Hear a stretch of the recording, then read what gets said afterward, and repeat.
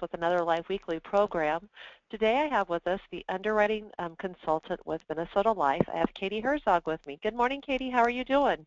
I'm doing well, thanks. Thank you so much for joining us. Katie, as we were talking earlier, you've been with Minnesota Life for 11 years. How's that been going for you? I have. It's been great.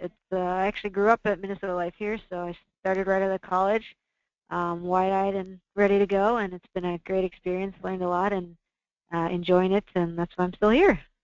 Wonderful. Well, Minnesota Life has been growing with us, so we've asked you to kind of give us some information about your sweet spots of underwriting, the top 5 problems that you guys do run across with underwriting. So go ahead and tell us what you've experienced with Sure, cases yeah. that you talk. Yeah, I mean, probably Okay. typical of most of the carriers that you guys see. Some of the biggies that we're seeing, with people, if your age group are in the mid-age, are, the cardiac, whether it be a coronary disease or valve disease, cancers, strokes, and then really you start to see a lot of diabetes. There's a lot of diabetics out there. And with all of these, the ratings could range. There's a wide range of ratings, and it's really going to depend on details that you guys can gather from the clients in terms of what the exact diagnosis is, when it was diagnosed, what's their treatment, are they controlling whatever the diagnosis is for diabetes, how's their sugars, do they have any other complications such as kidney disorders, or are they starting to get peripheral neuropathy or pain, or their eyesight being affected by diabetes. Those are all indications of a worser prognosis versus someone who's just controlling their sugars, has no other complications, doing really well. So that's what we'll look for, is we look for a lot of details, and you can go from anywhere from the mild disorders, which can be standard for the diabetes, stroke, coronary disease, and cancer, all the way up to rated to possibly postpone or decline. So really, it's a wide range of the gamut on those disorders. And diabetes, I always get asked this a lot, but a lot of times they'll tell me straight out, it's like, well, they're just taking a pill. They're not a diabetic. Or the doctor tells them they're pre-diabetic. Can you explain in detail why doctors say that and how you guys underwrite that a little bit differently and look at things differently? Yeah, it's a good question. 95% of the time, when someone says they're pre-diabetic and they're actually receiving treatment for it, for instance, a pill, like you say, a metformin, they've had elevated blood sugars, and they really are on their way to diabetes if they don't already have it already. We're not there in the conversation with the doctor and the client. Sometimes the doctors are trying to not scare them too much, or sometimes they were pre-diabetic and now they do have diabetes. But really the risk is once you're on that medication, you really are at a higher risk of developing those complications because your sugars are too high and you need medication to control them. So you've got the risk of those kidney complications, heart complications, stroke complications. So once you're on treatment, whether it's diagnosed as pre-diabetes or diabetes, your risk is really that of diabetes now that the doctor feels they need to treat you. I said 95%. There's rare cases where I've actually seen someone who actually is taking a pill and actually hasn't had A1C, that's the sugar marker that we look at in the medical records, that actually hasn't had an A1C that's actually high enough to be diagnosed. Those are the rare cases where maybe we could do better. But otherwise, once you're on that medication, typically your best class is going to be standard. Now you mentioned an A1C, and we always ask our agents for what's the client's A1C. Can you explain that to them, what an actual A1C is and how you guys use that as a marker? Yeah, so A1C is a more of a long-term marker of how well your body's regulating the sugars.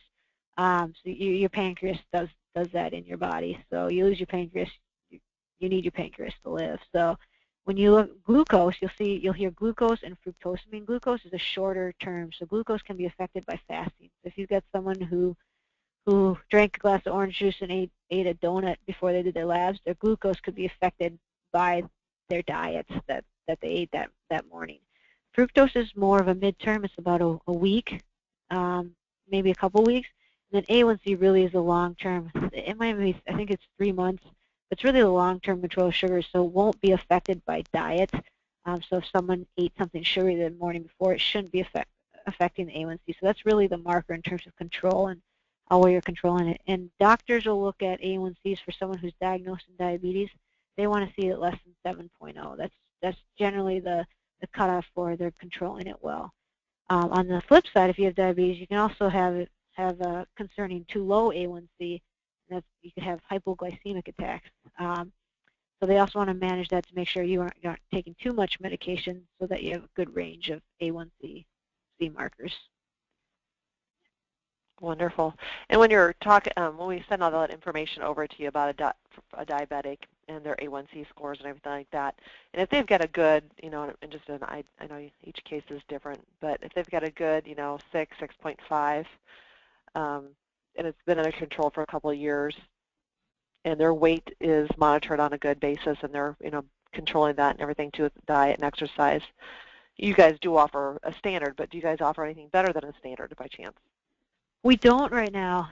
Standard is the best you can get with diabetes, and you're going to get it, if it's well controlled, you're going to get standard.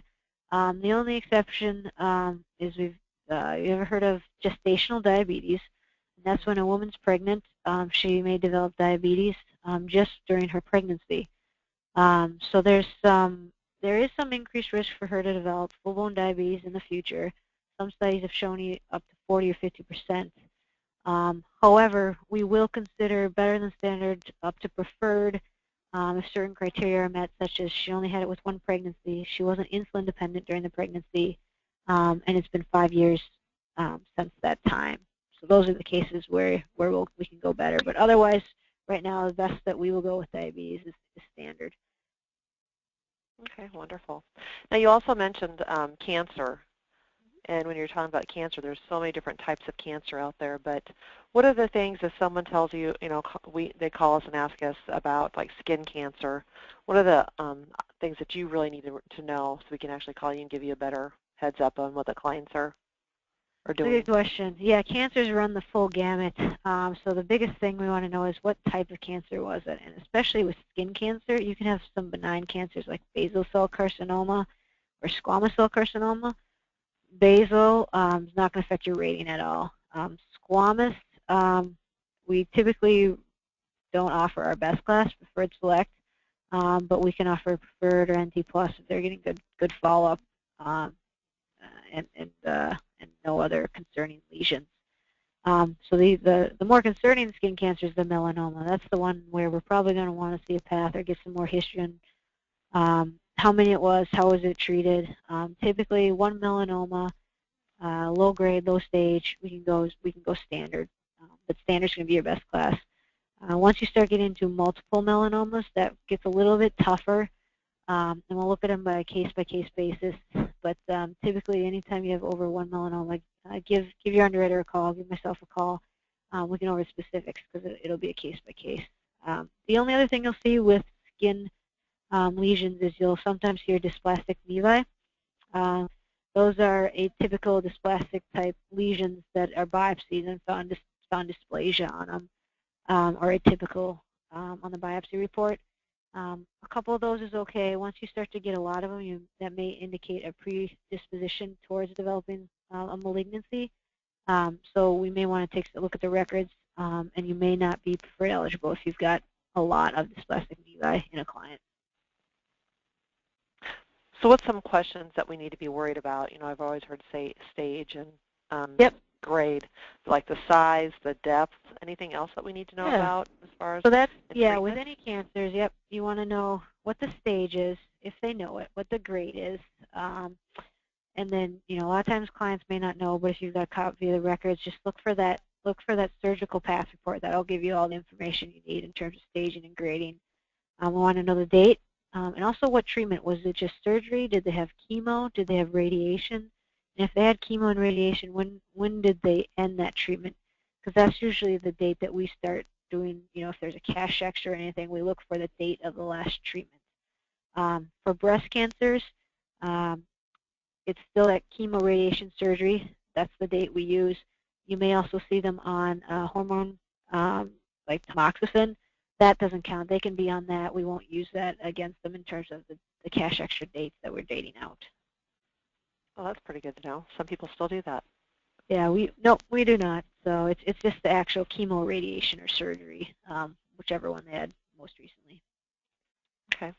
Are you seeing with a lot of people nowadays? AFib is coming into a lot more people are telling us that their clients have AFib. Can you explain that a little bit? Yeah. So atrial fib is just your atrial chambers in your heart. It's just beating too fast. So people often have palpitations, or it's an uncomfortable feeling. They'll often go into the doctor's office, and typically we should see a cardiac workup because you want to make sure there's no underlying heart disease that's causing it. Occasionally it'll be a benign cause, rarely, but I've seen it. I've seen it actually a few times where someone's having too much caffeine, so they cut back on that, and the symptoms go away. That's usually benign, not going to affect their rate. Other times you'll see people with paroxysmal, so they have it maybe less than 4 times a year. They automatically, their heart goes back to normal rhythm. Limited disruption in their day or activities. Those you can get to possibly even standard. On the chronic AFibs, where there's just more than 4 times a year, maybe they need medication, or they need to go in the doctor's office to get a procedure to get them cardioverted or get back into normal cardiac rhythm. Those ones you'll start to see some ratings. It could be anywhere from table D as in dog to an F. And really the risk there is if your heart's not beating normally, the blood's not being pushed through the body normally, you're at increased risk for stroke, other heart disease. So that's what those ratings are there for. Wonderful, wonderful. I do have another question here. You mentioned something about hypoglycemia is not caused by, what if it's not caused by medication? How would that be looked at then? Yeah, so your hypoglycemia is concerning in that your body could go into shock, and you could die if you go too low. So you want to look at the workup, see what the doctors think is causing it. It's pretty rare where I don't see it's just an adjustment of meds that can fix it, or possibly it's their diet. They aren't compliant with their diet, or they went out and ran but didn't eat, that kind of thing. So you really want to look at, do they find a cause, and has they reversed itself, and are they preventing it from happening again? And if so, then you've got kind of a normal outlook, and it should be okay in terms of that history. Wonderful. And then we've been seeing a lot of people calling us with arthritis. Can you explain the difference between, rheumatoid arthritis and regular arthritis? Yep. Yeah. And what agents need to know? Yeah. So arthritis, again, ask them what type they have. Is the type that you just get when you're getting old. Unfortunately, our bones all kind of get a little brittle as we get older. Osteoarthritis. So as long as it's, you hear osteoarthritis, osteoporosis, osteopenia, a lot of the time you'll see that in women. Those ones are not as concerning as long as they're functional, it's not affecting their daily activities or their work. That's not going to affect their mortality. When you talk about rheumatoid arthritis, that's more of an autoimmune disorder. So that's really, that has some additional increased mortality risk to that. However, it's typically not huge. If they'll typically put them on a med, and if they're doing well, they have mild symptoms. You can get we'll typically start out at table B. Some cases we'll be able to stretch to standard, those best cases, but most likely you'll probably be right around the table B on those. Wonderful. That's good information to know. So when agents are, we have a fact finder that each agent usually goes through, and they mark down all the information from height, weight, to family history. Can you tell us the role of family history, what that does for you guys as far as looking at the client? Yeah, that's a good question. So family history has been around for a while. There are lots of studies that show there's some increased risk if you have early deaths in a first-degree relative. So we look at parents or siblings. And those diseases are diabetes, heart disease, cerebrovascular disease like stroke, or cancer. So if you've got, we look at if you've got a death of a parent or sibling before the age of 60 due to any of those 4 diseases, we'll automatically, you're not eligible for the best class, which is our preferred select. For preferred, we take cancer out of the equation. So If you have one parent who died of cancer, but no history of parents or siblings dying before the age of 60 for diabetes, heart disease, or stroke, or cerebrovascular disease, then you could qualify for preferred. And then for our non-tobacco plus, so those are our 3 classes above standard. Best is preferred select, next is preferred, and then the third is non-tobacco plus. For non-tobacco plus, we allow 1 death of a first-degree relative due to the 3 diabetes, heart disease, or cerebrovascular disease. Okay. And then a lot of times, this is probably a big one for you guys, but mood disorders, depression, bipolar, how are you guys looking at those type of cases? Good question. We look at them in a case by case because they're usually not like for like, any of them. Once you see bipolar or you see meds for bipolar, that's a bit more serious. Typically, there's less range in those. So you're typically, we're going to want to see the psychology records for that to get an idea of how severe or how well controlled that is. We'll want to know when it was diagnosed, what doctors they're seeing for it, and then what medications and dosages they're taking for bipolar. Mild disorder could be anywhere from table B to table B, table C, and then as you move up into more moderate to severe, you're talking moderate to high ratings. Depression and anxiety is a lot more variable.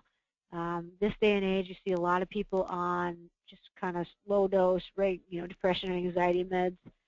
For those, it'll be important for us to know when they're treated or when they're diagnosed, what the diagnosis was, and what doctor they follow with for it, and then the medication and dosage. If I see that someone was diagnosed, I don't know, 10 years ago with depression, they've taken a low dose, 10 milligrams Lexapro, and they follow their primary care and it's been stable. I might not need the records for that. That, to me, is more they had some of the symptoms, but they probably weren't actually diagnosed with major depressive disorder, because that would, the tip me off for that would be more of a higher dosage medication or a different type of medication, as well as seeing a psychologist or a psychiatrist. So the ones where they're seeing their primary care, they're on a low to normal dose medication, just maintenance, not seeing a psychiatrist, doing well in their job, have a stable family life, those we would even open up to our best class preferred select. It's the ones that are seeing a psychiatrist, are taking a more moderate to higher doses of medication or maybe multiple medications. Those ones will probably get the records to get an idea of, is it truly, or do they have depression, or is it they just had a few symptoms and the doctor just gave them a med just to help them feel better. So those ones are difficult to figure out where they land on the spectrum, so we really look at those by case basis, and just because they're on a mood medication doesn't mean they won't qualify for preferred or preferred select. Oh, that's good to know. So you guys have express underwriting for some of your plans, and majority of those, you're talking to an agent today, and can you explain to them on the express underwriting what you're looking for and when not to apply? Yeah, that's a good question. So express underwriting, so we limit the underwriting requirements are a lot less on express underwriting. So for instance, anything for a term product, anything $249,999 and lower is going to be express issue. So we aren't getting labs, and so because we aren't getting labs, we also aren't getting APSs. The best offer we offer on those is our standard class. And then basically anyone who's got a disorder or a history of something that's going to kick them out of standard, or that we need to get medical records, they're likely not going to qualify for express issue. So anyone with a history of, the big diseases we talked about, cancer, heart disease, stroke, diabetes, even bipolar, those people likely will not qualify for express issue. And then there is, I believe, I think it's a 6-month or a 9-month postponement period before you could apply for a fully underwritten product. So there is a time frame where you can apply for fully underwritten if you are declined for express issue. Oh, that's good to know. On the other hand, if you've got someone who's, standard is all they need, standard is all they want, they're going to qualify for standard, aren't going to need to get an APS record, it is a very quick process. They get through underwriting within 24 hours. I mean, the majority of our cases are getting through 24 hours. They're going to get a decision quickly. They're going to get a policy quickly. It's a very streamlined process, and that's the benefit of doing express issue if you've got someone that fits in that category. Wonderful. Cholesterol.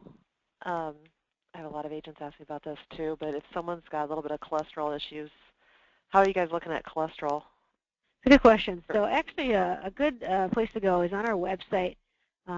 We have a criteria for our top classes in our underwriting guidelines. You know, and they list preferred, select, preferred, and non-tobacco plus are three classes that are better than standard. And one of the indicators on there is cholesterol.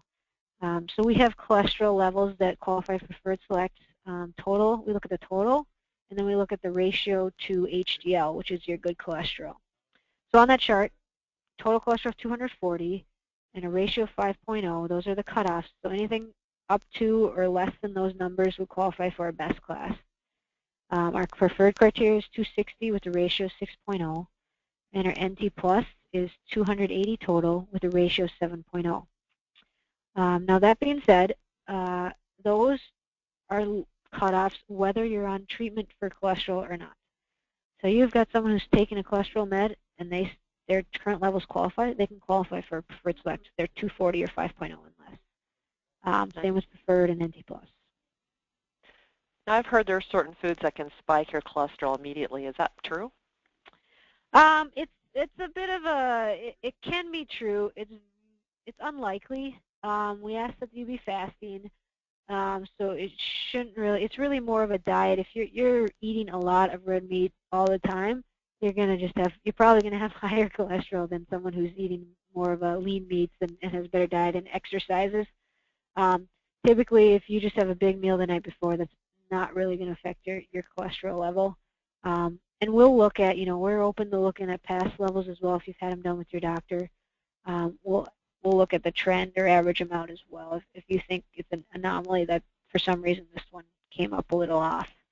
The one thing that can affect total cholesterol is if someone's pregnant. If they're in their late second or third trimester, you will sometimes see that total cholesterol jump up. So we will make some guideline stretches on that for someone who's pregnant, assuming the ratio is still good. So if someone is pregnant, let me jump on this one for a second here, but if someone is pregnant, when do you recommend that they basically not apply until after the baby is born? Do you guys typically we're open. If they're having a regular routine pregnancy, no complications, we're open pretty far into the pregnancy. If they're getting, I'd say a couple weeks out from their due date, you might want to just wait till they deliver. But it's pretty rare where I've seen someone where their cholesterol is way high that it just totally kicks them out of preferred or preferred select. Typically healthy women who are having a routine pregnancy, they can apply anytime and they can still qualify for the best class. Wonderful. And I want to talk about smoking. And right now there's a lot of things going on. A lot of states are adding marijuana. You know, you can go to Colorado, go buy a joint. How do you guys, I know smoking, your rules on smoking, what is that? Is that a 12-month guide if they're not smoking, or how do you guys work on your guides? That's a good question. That's actually one of our sweet spots.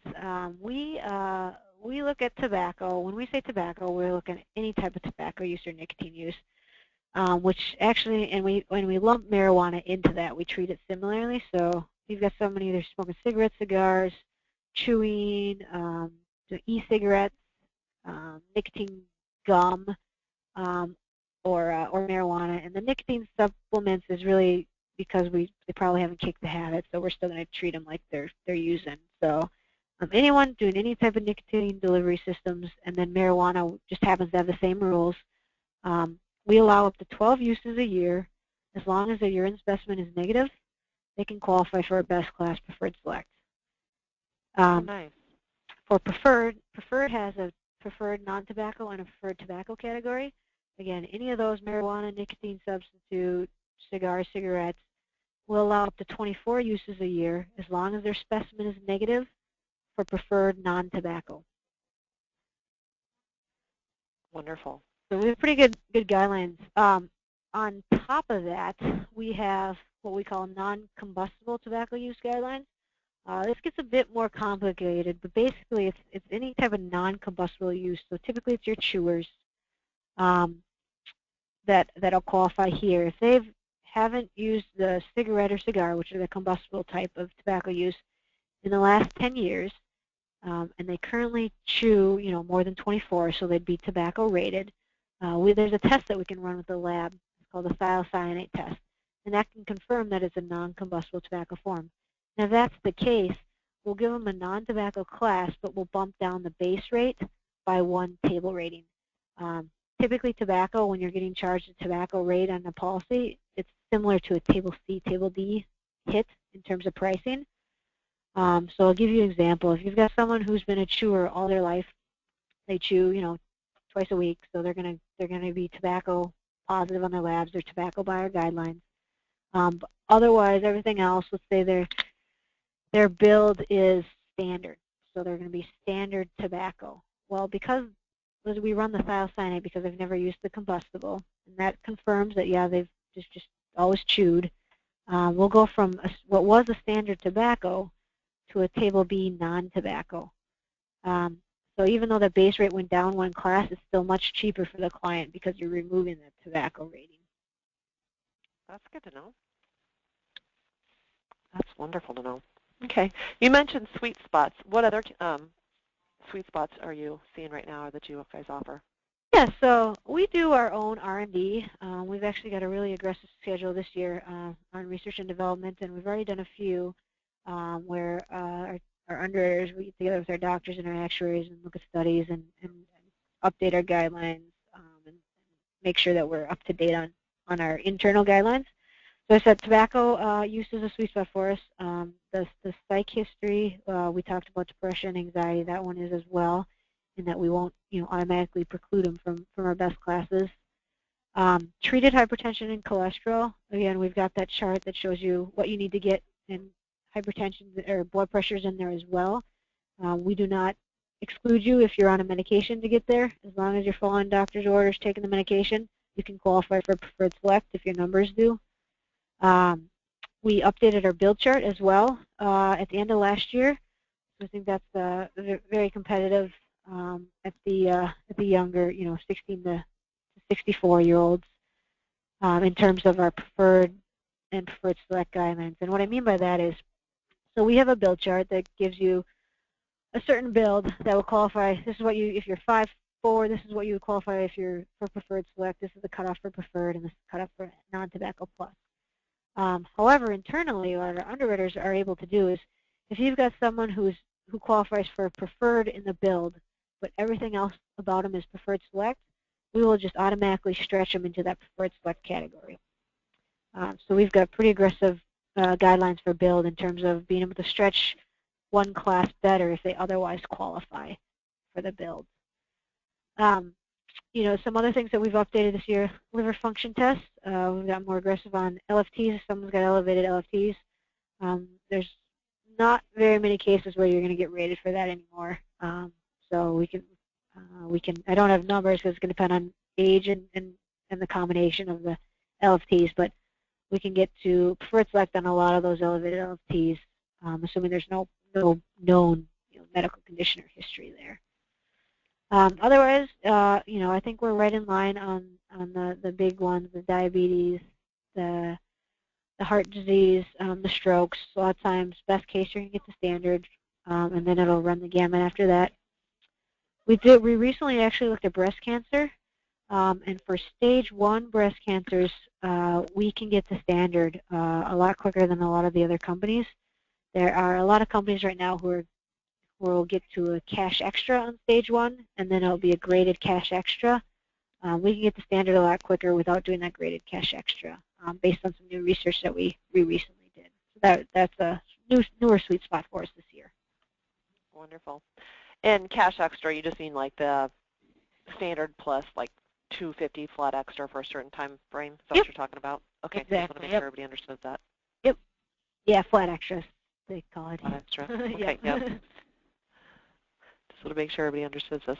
Well, I don't have any more questions right now. Everything that you did talked about is wonderful. I found out a lot of new information myself with talking to you today. But everything you mentioned is in your underwriting guide at the website, correct? And we can go ahead and print that and or email that out to all the agents that are online today. So I really do appreciate that. If there's anything else that you can think of that would help any agents as they're talking to their clients at this time, Yeah, well, the that they main need to be thing working with. well, one other thing I want to mention is, and I don't know if you guys have utilized or how your other companies utilize Reinsurance, the facultative Reinsurance program. Ours is pretty unique in that we don't pull our offer when we go to our reinsurance partners. So if we've got a case that's medically impaired for some reason, the best we can do is a table rating. Say a table C, or table C for maybe they have 2-vessel heart disease. And we think one of our reinsurers that we have a good relationship, that's kind of we think that's their sweet spot, so we want to send it to them. What we will do is we'll go out and ask your agents, say, hey, we're table C based on this history, but we think this one might be worth going out to our reinsurers. Is it okay for us to do? And the one thing I want to mention that is that we do not pull our offer up to our retention. So our retention is $5 million typically on most cases, ages and amounts. Higher ages, 75 and above, that'll change. But typically, for individual life, our in-term retention is $5 million. For survivorships is $7.5 million. So if you've got a case that's individual, $5 million or less, and we think we can do better with reinsurance, there's really no disadvantage to the agent or the client for us to go and try reinsurance. Because worst case, they're going to get our table C. Best case, we can go out to reinsurance, they can do better, and we can offer them a better rate, maybe even hopefully standard. That would be the goal there. So that's one thing I wanted to mention. We'll always ask you, but that's the difference between us and some of the other carriers is that even if all the reinsurers come back at worse offers, we won't pull our offer up to our retention amount. That is nice because I've heard some carriers that actually do that. They'll pull it and you get what you get. Yep. No, we do as I said, we do our own R&D. We want to stand behind our decisions, and that's part of it. Is in that we won't pull it. The only other piece I want to mention is we are very open to your advisors or your office people giving us a call in the home office if they have any questions or they have a specific case they want to run by us. We're very happy to talk with them and discuss it. So you guys actually have 2 dedicated underwriters. You have myself, and I'm the jumbo underwriter, so I'll typically do any face amounts above $3 million. And then the other underwriter you'll see a lot of is Bonnie Ailing, and she will do anything $3 million or less.